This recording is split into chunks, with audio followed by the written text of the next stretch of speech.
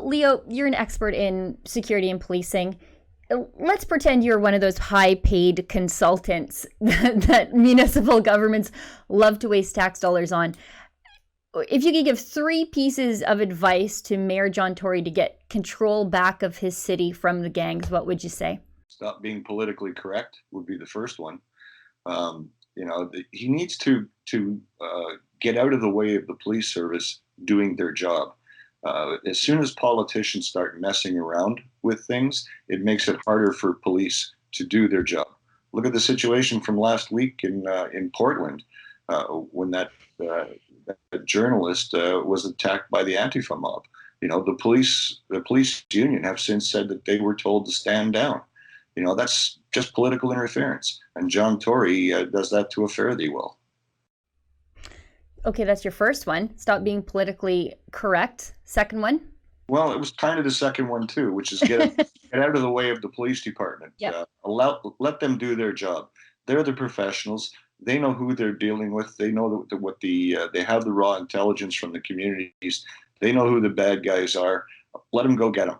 And the third thing is that in Toronto, you've got a situation there where the police are not allowed to charge for what they call lower level offenses. As Giuliani proved in New York when he cleaned up Times Square in the 90s, when he used the broken windows theory. And that theory says that whenever you get them doing anything wrong, you charge them. No matter how small, you charge him. You put him in front of a judge. Sooner or later, he has amassed enough offenses that a judge will put him away. And one thing I know for certain, that a criminal doesn't commit crimes when they're in jail.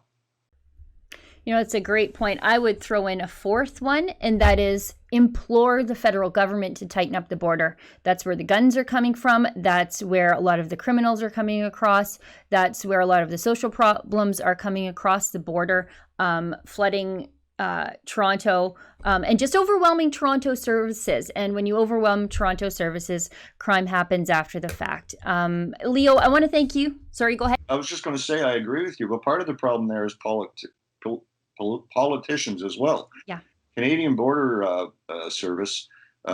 If you try to cross a border at a point of entry, you will speak to a border officer, a customs official. Yeah. If you go 50 yards to the west or east of a border entry and illegally cross the border, that same customs official can't go and stop you. He has to call the local police organization, who will try and respond and then find what you're doing.